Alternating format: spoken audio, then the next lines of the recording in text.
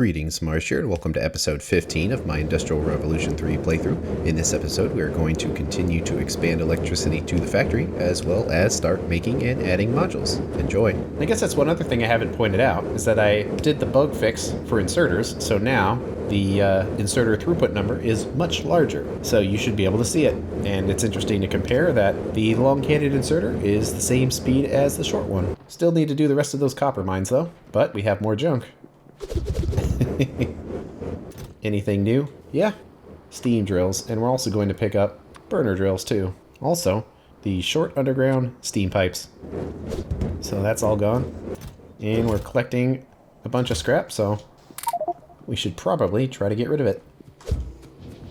It does make it easier, the fact that we can just walk on these tiles and instantly get rid of all that scrap.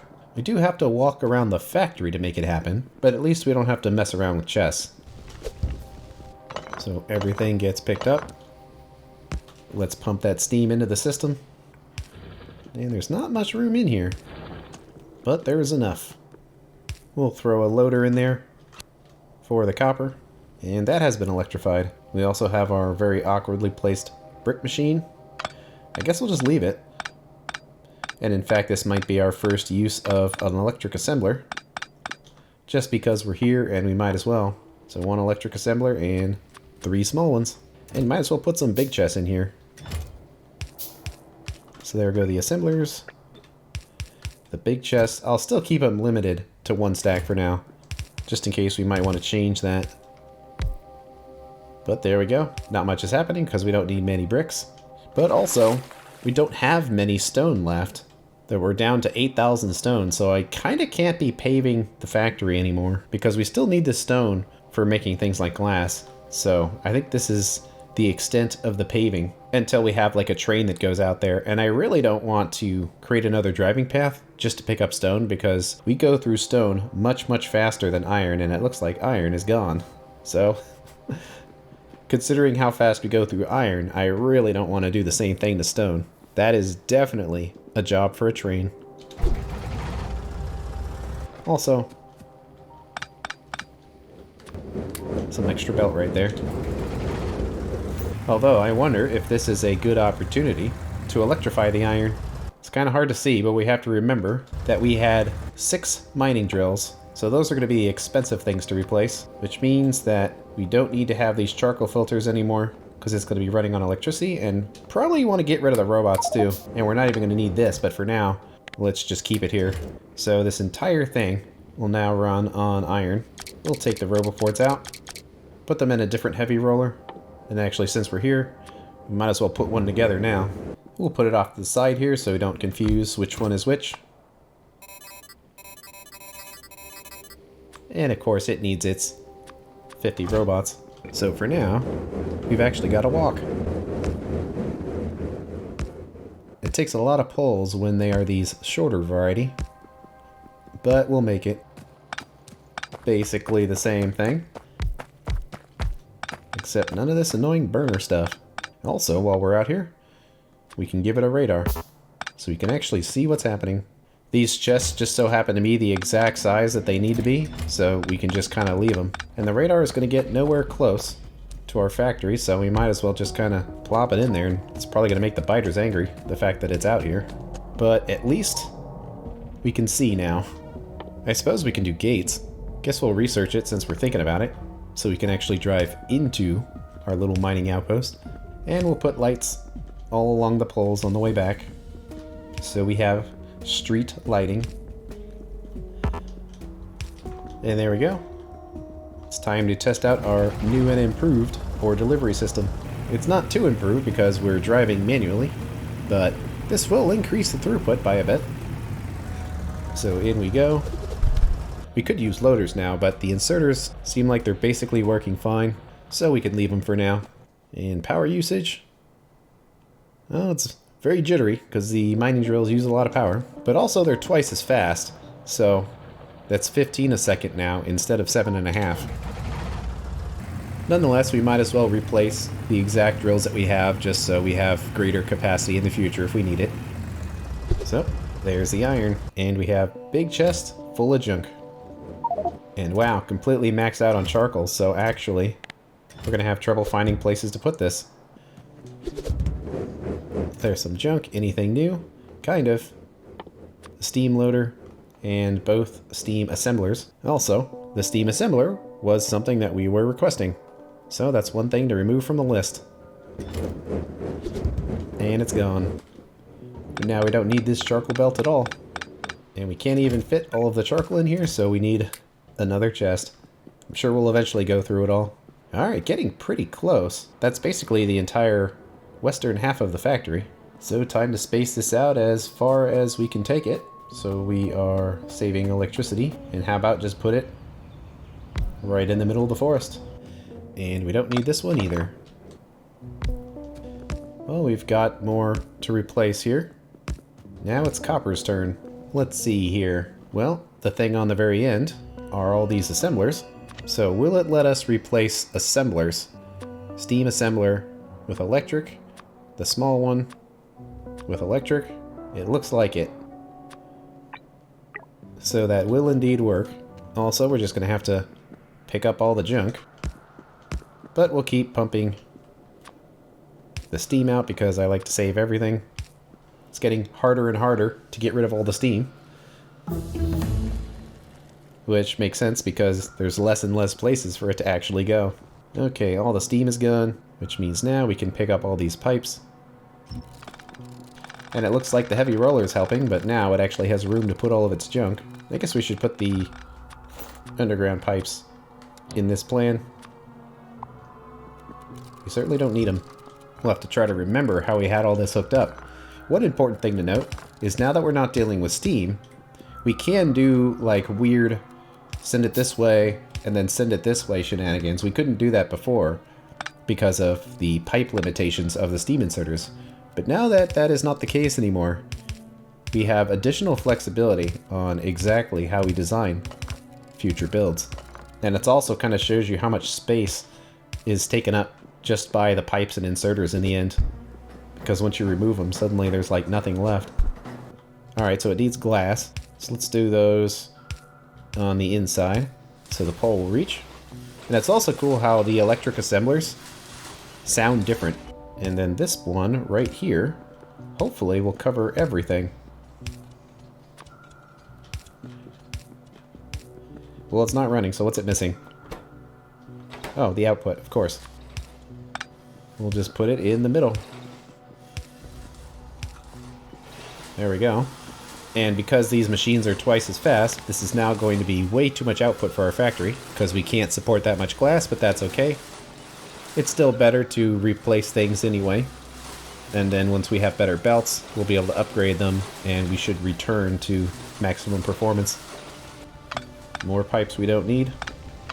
And doing okay with power usage.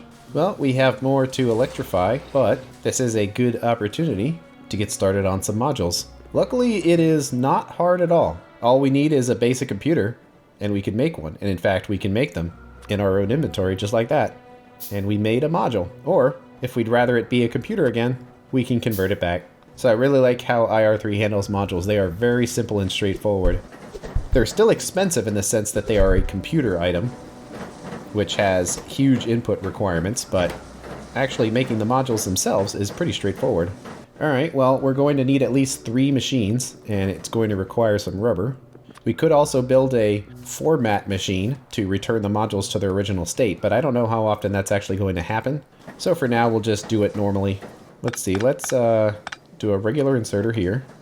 That way it'll put it on a belt. And is that going to be in the way of our walking? A little bit. Can we move them up another square and have it still work? Looks like it. So it's just 3 machines next to each other, making speed, making efficiency, and making productivity. We're not going to need these very fast, so I'm not too worried about it, and fortunately, we need even more space. So maybe I should have put this off to the side. So, this is really pushing it to the edge. Yeah, only one more is as high as it'll go. Although, it does work, because we can walk over those pallets. So the size is good. So we just need to fill up, but there is no power here. Alright, let's get this connected. Gonna consume a ton of resources making these, but it's cool computer noises, I suppose, that it makes. But there they go. Let's move this like over there, because now it's time to request some modules. And can we actually clear out any of these slots? Well, we might be at the point now where we need to consider that. Well, some I can definitely think of are the copper frames. The small copper frame goes into essentially nothing except steam roboports. Large copper frame in steam stuff that we're absolutely not making, so we can clear those out at least. The rotors, well, if we needed more robots, but I don't know if we're actually ever going to make any more of those. And the motors, technically the scatter guns, I suppose, but we're probably not going to build any more of those. Well, that gives us a few spaces here. That's kind of what I was looking for. 3 spaces in a row to fill up. And there we go. So there are limitations on where you can put productivities. Like you can't put them in these machines. You can't put them in here. Or the small ones. But with IR3, I find that each module has its specific use. I don't really feel the need to put speed modules into things, because it's just a vanilla-sized factory and the machines just don't get that big. But also, what a speed module will do is let you fix builds that otherwise don't work. So like what happens if you have one assembler and like 6 small assemblers going into it, and it's just not enough? Well, then you can put speed modules to try to help. So I'm probably going to end up using a whole lot of efficiency modules for this playthrough. But while that's going, we will get a nice collection of modules ready to go. All these builds are sized with themselves, so if we upgrade these to electric and these to electric, it'll go from a total of 15 a second to 30. Now, we won't be able to make that right now, but before long, we'll be able to upgrade those to red. In fact, we could do that now if we really wanted to, but I feel that just expanding our builds for now is a good idea. So we need to make 24 of the furnaces and 16 of the crushers.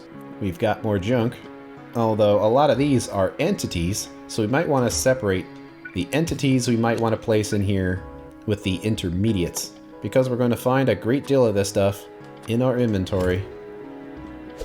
Oh man, once we're starting to pull out all this old bus stuff, so it would be a lot easier to just toss it in here now. Let's add the bronze furnace to our upgrade planner. So that makes doing this much easier. And we need lots of power poles, not worrying too much about exactly where they go, because I think I'd rather just have it all filled in. And that is a lot of electricity suddenly. We should have some modules ready to go now. Kind of. This machine is actually relatively slow, so it's going to take it some time. And since we're filling up an entire factory full of modules, it is going to take a little while. But we might as well start placing them. And the furnaces can use all 3 module types. And in this case, I think using the efficiency modules makes the most sense. Productivity modules do help, but those work best at the end of the chain, like the labs or making the science packs. When it's at the beginning of the chain, like these crushers or the furnaces, it's adding a lot of energy and a lot of pollution to not make that many more resources, because essentially all you're saving is a little bit of input copper, which really isn't worth the amount of electricity it takes. So it's time for another planner here. Now, let's set up for electric furnaces. That, all things being equal, we'll want to do 2 efficiency modules, because if we do that, that gets the energy consumption down to 40% of what it started as. And because these are some of the few machines in the factory that create pollution, it will also have a dramatic reduction of pollution as well. I like to use the module inserter for this just because it's going to take a while for us to get all our modules, but by doing this, it will show us which ones need it, and robots will automatically handle it. So here we go again. Pump the steam out, deconstruct it all, switch that to electric loader, put all the inserters in, and lots of power poles. Fortunately, no room for lights in here, unless we plop them on the end, which is what we'll have to do. And you can see that these crushers also take productivities, but for the same reason as with the furnaces, just a little less extreme. We really don't need to be wasting electricity, and more importantly, pollution, just to make a little bit of copper. Perhaps in the end, when we have nuclear power, we'll be able to just willy-nilly spend it on everything to maximize output, but for now, it's just kind of a waste. If we had modules, they would be going in there. Well, I think we are approaching some of the last bits of our factory besides the main bus here, and we can even kind of test it by looking at pipe visualizer to see that steam pipes are not just going everywhere anymore. Just going to some radars, some assemblers. So now we need to have 12 alloy furnaces for the bronze. Guess we don't even need to have this copper stuff up here anymore, since all of it is almost certainly going to be replaced. It's just mind-blowing every time we do that. All of the junk that's being removed from our inventory from the steam age. Time for another trip. Now it is illuminated by our power poles. And actually, while we're out here, we can make those new gates. Additionally, we'll super duper want to have the efficiency modules on every miner, because miners are the biggest source of pollution in your factory usually. I guess in this case it's actually furnaces right now, but you definitely want to try to make them cleaner if possible. And it makes a huge difference. Okay, we're going to need a few gates now. Not sure exactly how many. There we go. Now it's technically protected from the biters.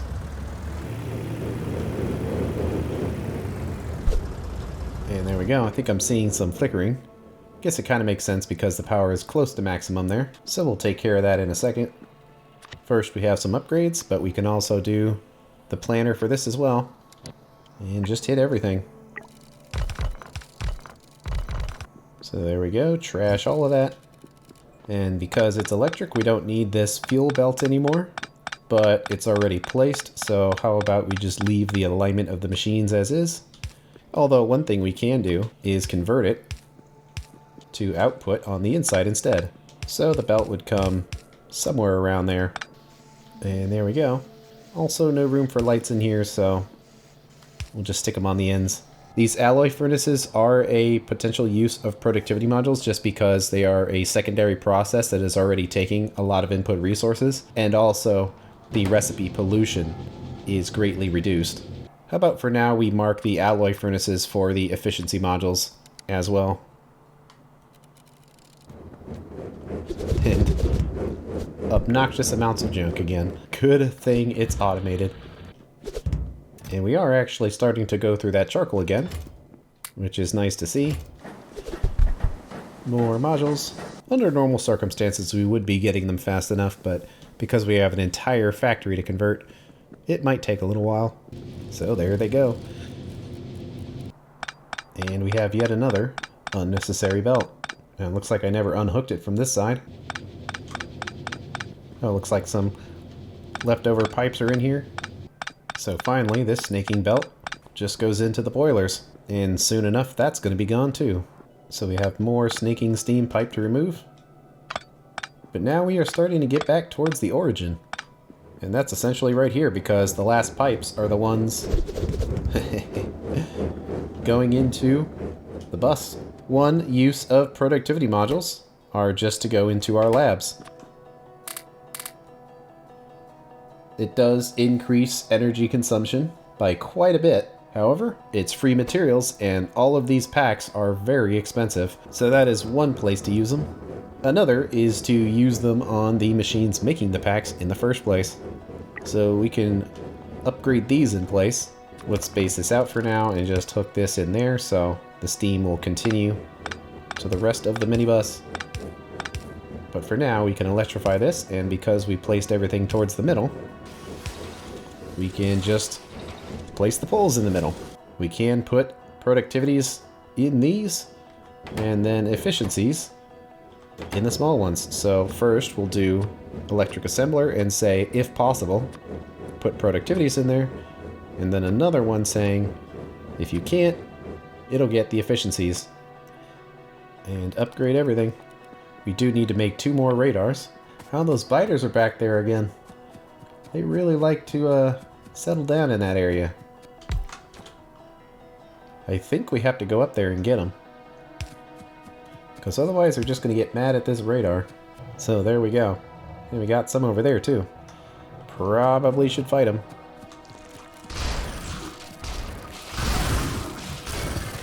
Oh, they're getting stronger.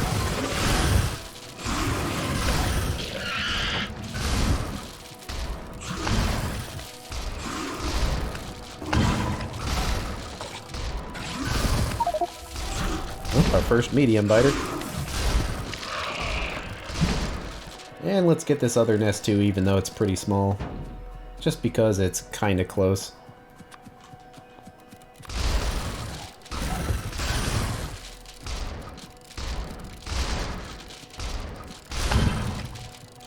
You've got another radar right here, but it's also going through to these ones. Let's get rid of all the junk. Power poles down the middle. And there we go. And of course, these machines are twice as fast, so now our ability to consume science is twice as fast. But let's throw the productivities in there, because this is definitely somewhere we'd want to use them. And one more radar. We'll have our base fully covered with electric radar anyway. And this one's going to be way out here. Hopefully no biters. So there we go. A nice coverage area. And actually, we can check the steam pipes to see that one of them is going towards our power plant.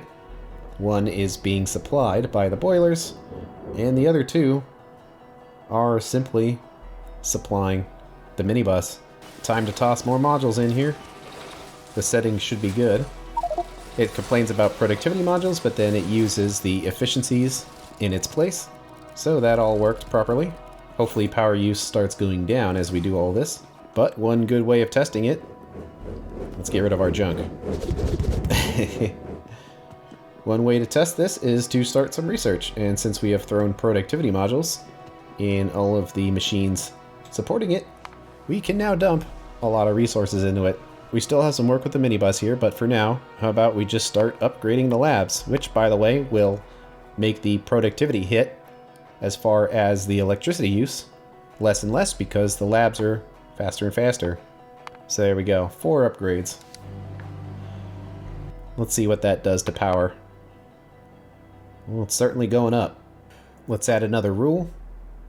This time for mining drills, and we definitely want efficiencies there. Might as well hit all this stuff, it's in the same area. We use modules very quickly in this way. But I would say probably the last thing that we can do for now, besides waiting for those modules, is to upgrade that power plant, because I imagine we're pretty close to maxing it out. Well, we might as well double it up, because we have an actual pattern now. And if we plop it in, everything fits. The wires reach, but they do not cross. Need a few more parts here. Guess we can start throwing modules in everywhere they make sense. Pretty much every single machine gets them. It's nice having the module rules, so we don't really need to think about it anymore. We just place them in every appropriate machine. So there we go. Even more power now. 28 megawatts. Looking pretty good here. We have mostly electrified our factory, and despite our efficiency modules, even though we haven't placed them all yet, the electro furnaces are still the biggest energy consumer. But we've got one last electrification task in front of us, and that is electrifying the minibus. However, that's going to wait until the next episode. Thanks for watching, and I will see you later.